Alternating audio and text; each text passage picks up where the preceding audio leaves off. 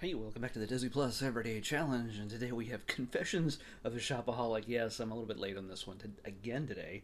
Just got back from Doctor Strange and the Multiverse of Madness, and well, yeah, priorities. So, either way, now I'm going to talk about. I'd love to talk about Doctor Strange, but we're talking about Confessions of a Shopaholic, starring Isla Fisher and Hugh Dancy, and this is from 2009. It's an hour and 46 minutes long, and yeah, it's a romantic comedy in the template of just about every romantic comedy since the dawn of time. It's not saying that it's bad. It's just there's a lot of elements to it that are fairly standard, and it goes through the paces, the predictable paces. We got a heroine played by Isla Fisher, who plays Rebecca, and um, she's a shopaholic. That's pretty much in the title right there. She loves to shop. She doesn't come from a wealthy family or anything else. Her parents are played by Joan Cusack and John Goodman. It just, I know, it's just weird that I remember when they were her age and making movies. And Isla Fisher, I mean, she's very petite, so she plays younger, and she's playing somebody in her 20s or so, I guess, in this. Uh, she comes from very humble beginnings. I'm not exactly sure where, somewhere on the East Coast, somewhere not far from New York City, where the fashion capital of the world is. And by the way, her shopping is not, collectible mini busts of X-Men characters or comic books or Star Wars toys. It is clothing, it's fashion, it's, a beautiful dress with accessories and a matching handbag, and she'll blow thousands of dollars on all of that at the drop of a hat with honestly on a whim. And she's maxed out over a dozen credit cards over somehow only um, totaling up to a it sounds like a lot of money. And the collection guy, there's like a guy who's well, by phone at least at first, and then physically harassing her for I've been in debt, and I've never had anybody show up at my door and started like, you better pay that money. Yeah, okay, maybe I've not been in this much debt, but still, uh, it's it's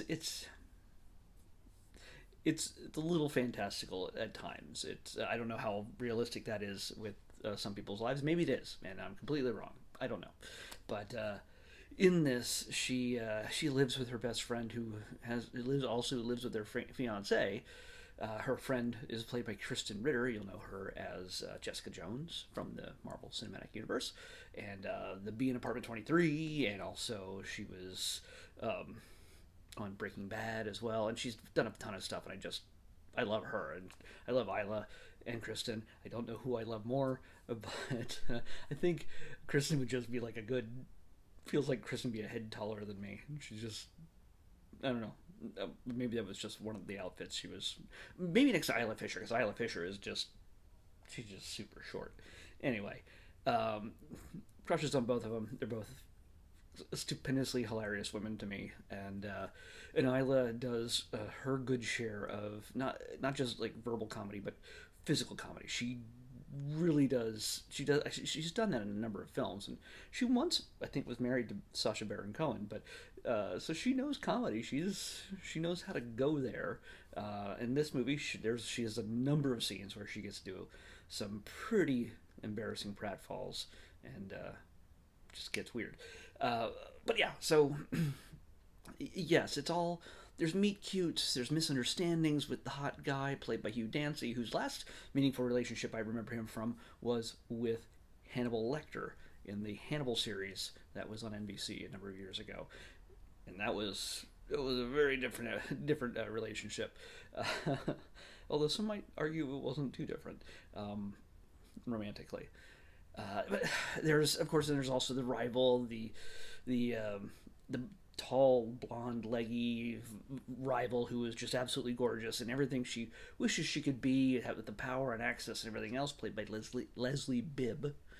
And of course, she's always good at playing kind of a mean girl type of character. But we're not in high school anymore. We're in the real world, the business world, and Isla's good at writing. She's good at sharing her ideas, and she wants to be part of a fashion magazine. She wants a job as a just a writer at a fashion magazine, so she can just buy all the clothes she wants and then write about them.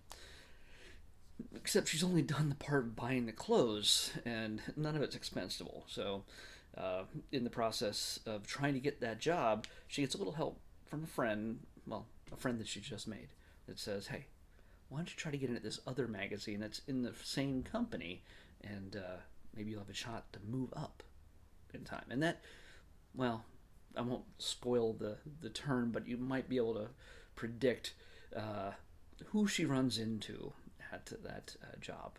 And somehow, despite herself, she proves that she is very capable at talking about fashion. And, well, the magazine that she's supposed to write for is about saving money, which she does not know how to do. So, beyond being forced to go to Shopaholics Anonymous, which has a number of different familiar faces you'll recognize, including Wendy Malick and so many others that share. There's lots of neat little side comedy bits, but it's dead focused on Rebecca, Isla Fisher's character, of course.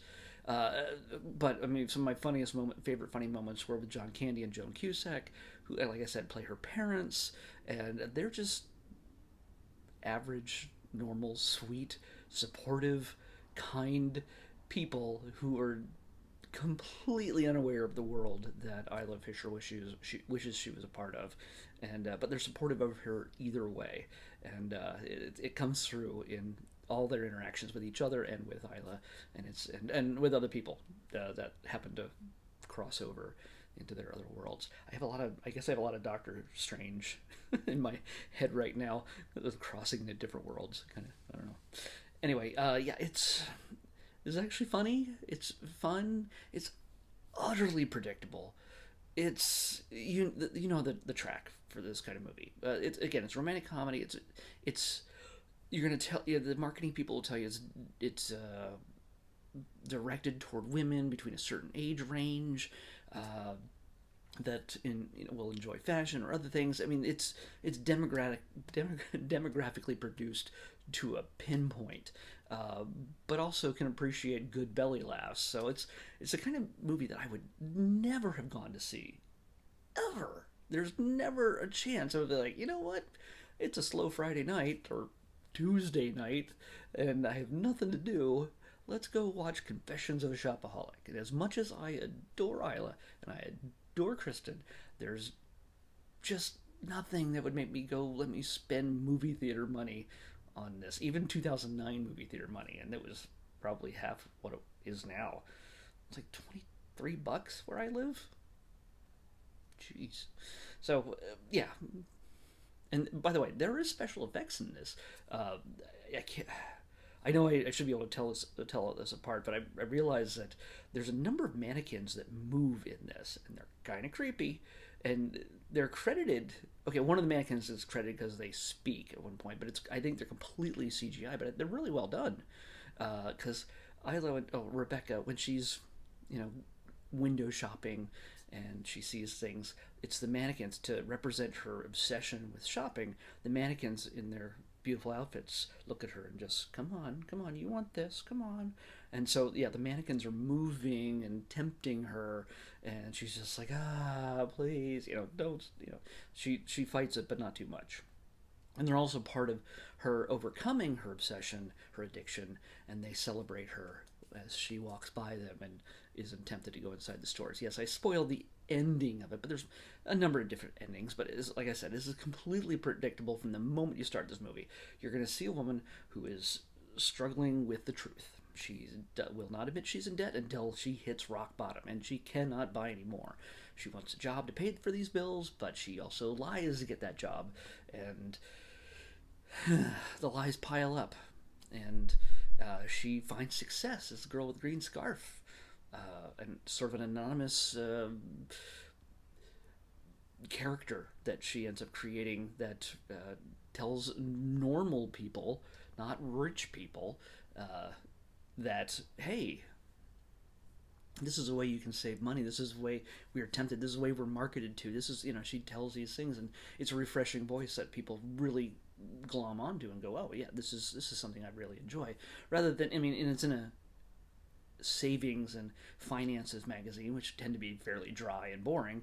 So she has had a splash of color, green, and then green all around me here. I don't pick these colors by accident, usually. So yeah, it's a decent romantic comedy. Of course, her lies is no matter what success she has, and no matter how much she might overcome the villain in Leslie Bibb in some points, maybe even when she gets the man, it's all going to fall apart because of her lies, and she's called to task on each one of them, and everyone feels betrayed, and she doesn't know what to do to make up for it, and it becomes down to her digging in and making hard choices to seek forgiveness and come back and mend the relationships she has.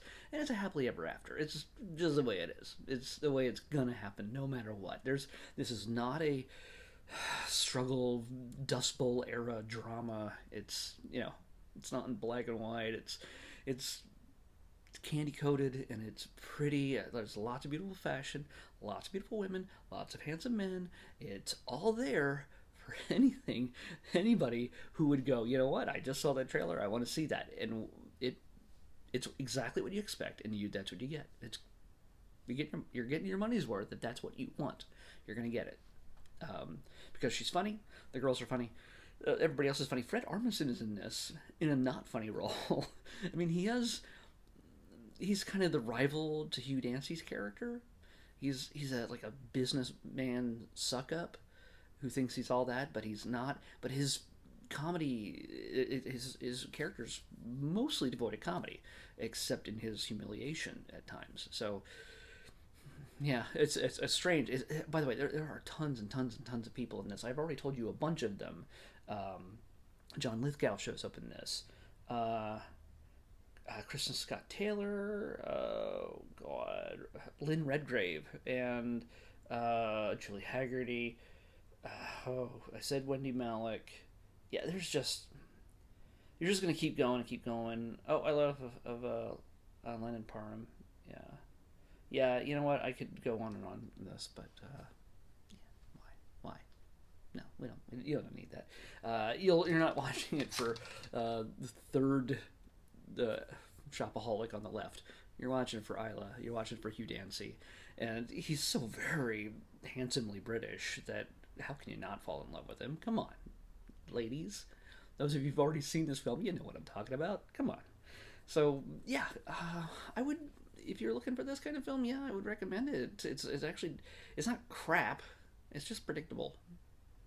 And it's sometimes this kind of film is like comfort food to people who are into these kind of things. So I'm not going to crap on it just because it's not for me. Not everything is made for me, and that's all right. So demographic proven for those who like this kind of film. But yeah, it has its funny and it has its style. So, but if you can suffer through the predictability, you're all good. Let's pick tomorrow's episode, predictably. 280.